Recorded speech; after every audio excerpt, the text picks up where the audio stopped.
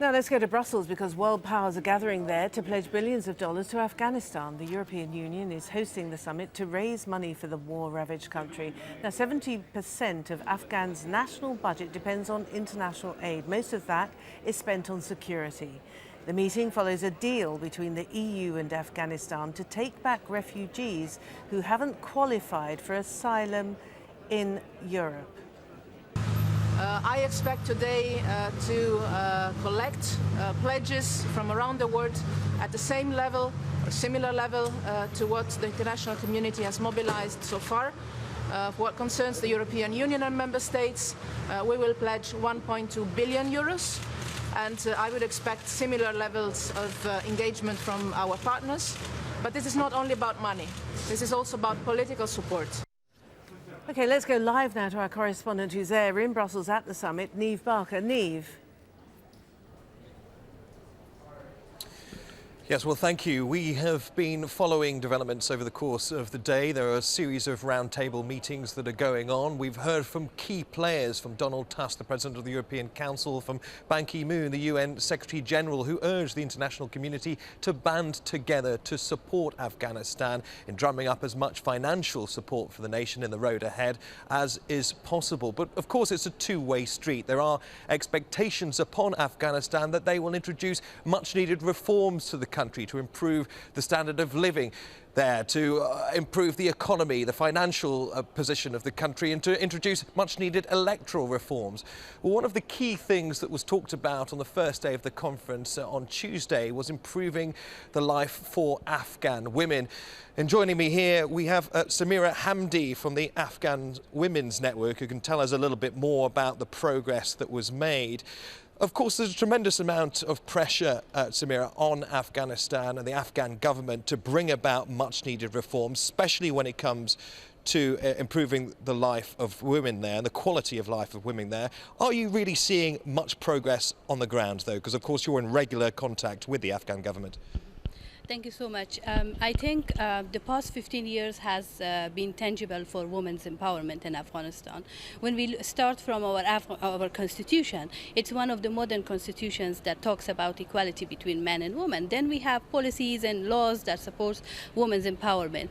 At the same time, when we look at the number of participation, the level of participation, it has improved fairly okay as compared to 2001 and 2002. We have women ministers, we have deputy ministers now, we have women in security sector, though their number is fairly low.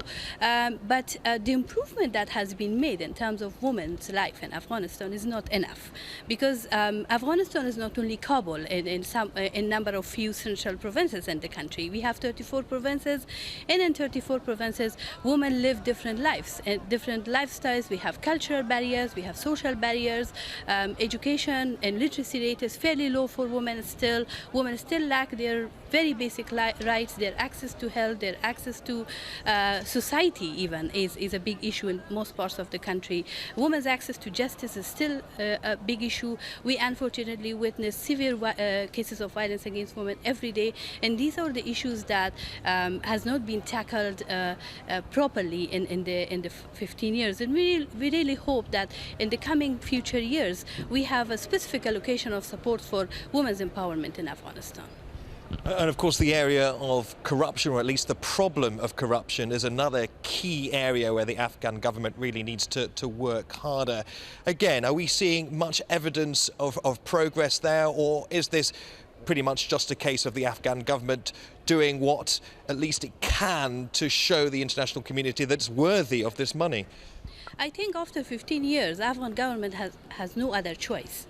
The pressure that the international community is putting in terms of fighting corruption, bringing reforms, is something that Afghan government has to do it. And I think some of the actions that has been taken in terms of fighting corruption in Afghanistan, in terms of Attorney General's office, in terms of following some of the cases very seriously, having a special unit to oversee the issue of corruption with government officials, for example, which has been a huge issue, is something that the government is right now working on it, and it started a bit time back, not really close to Brussels conference on Afghanistan.